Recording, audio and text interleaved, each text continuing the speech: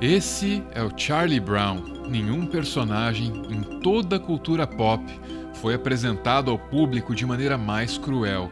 Olha a primeira tirinha em que ele aparece. O menininho vê ele vindo e diz: "Olha, lá vem o velho Charlie Brown." "Bom e velho Charlie Brown, sim senhor." "Bom e velho Charlie Brown, como eu odeio ele." Tadinho. E depois disso as coisas não melhoram para ele. Ele nunca se dá bem nos esportes, ele nunca se dá bem com as meninas, ele nunca se dá bem. E parece que o criador do Charlie Brown se inspirou em si mesmo para criar o personagem. To read your characters is to know you. That's right. Isn't that depressing? You are Charlie Brown. Probably, or maybe 60%. 60% Yeah. of Charlie Brown is you. I think so. And 40% is your imagination or composites of other people and things. O Charlie Brown vive sendo rejeitado, e rejeição é uma coisa que o Schulz conheceu muito bem. I applied for a job with Walt Disney.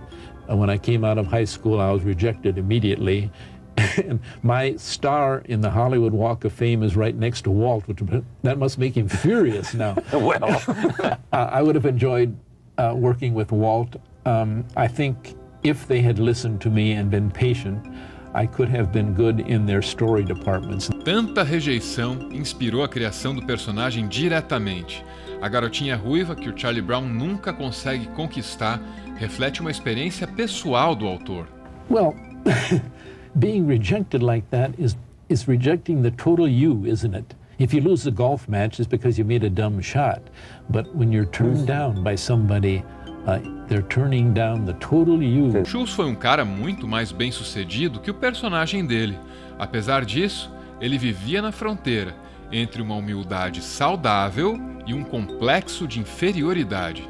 I think I'm proud of being a comic strip artist. I think along with jazz, it's the one pure American art form, although they don't consider us artists, you know.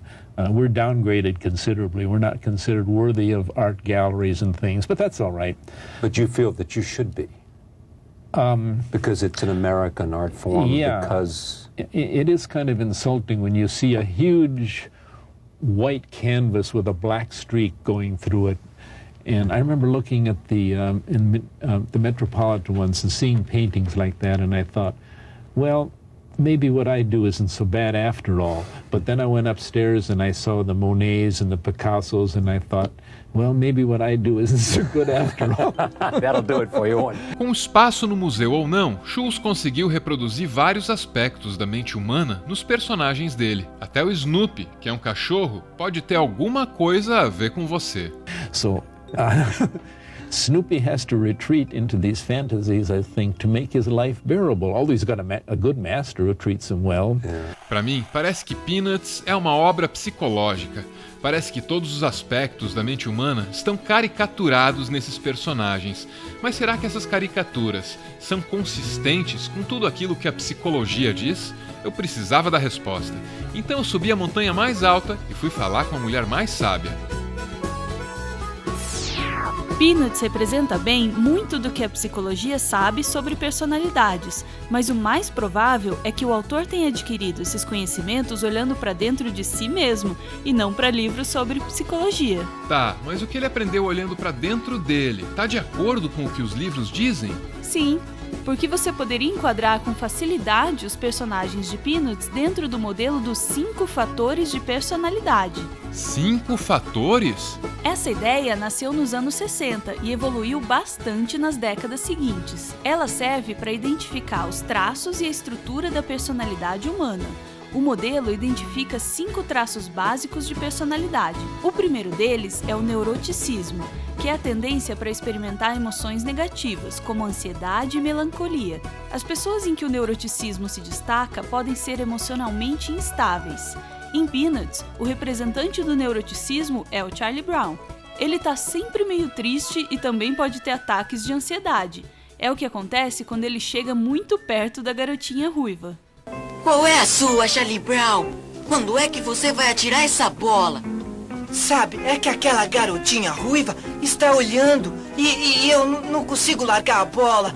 Os meus dedos estão paralisados e eu... Olhe pra mim, eu estou tremendo todinho. E eu acho que não tem nenhum neurologista na arquibancada. O segundo fator de personalidade é a extroversão, que é a tendência de buscar envolvimento com o mundo exterior. Em Peanuts não tem ninguém mais extrovertido que o Snoopy. A extroversão está ligada a emoções positivas, mas também é possível se dar mal por causa dela. E isso acontece muito com o Snoopy.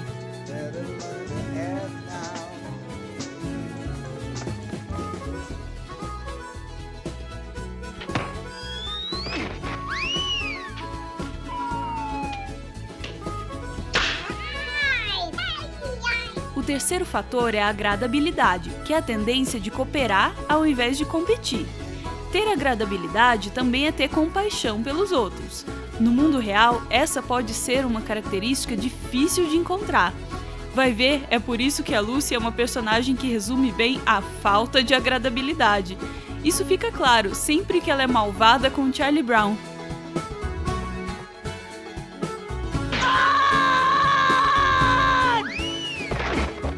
O quarto fator é chamado de abertura para a experiência.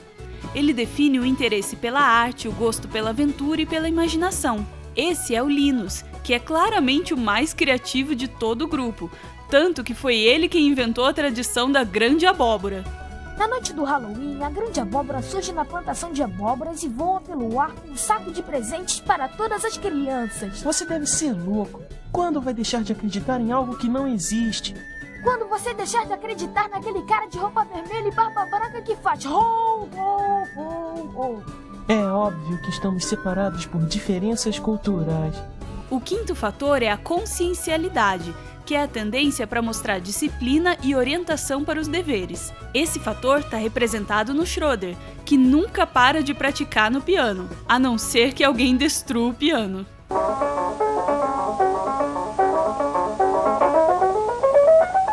Às vezes acho que você não percebe que corre o risco de me perder.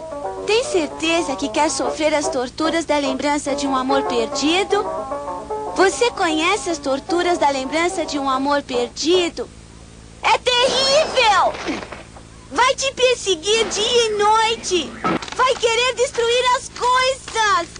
Tudo faz muito sentido, mas tem um furo nessa história. A tirinha dos Peanuts nasceu em 1950, mas o modelo dos 5 fatores de personalidade só começou a ser desenvolvido uma década inteira depois. Foi você mesma quem disse.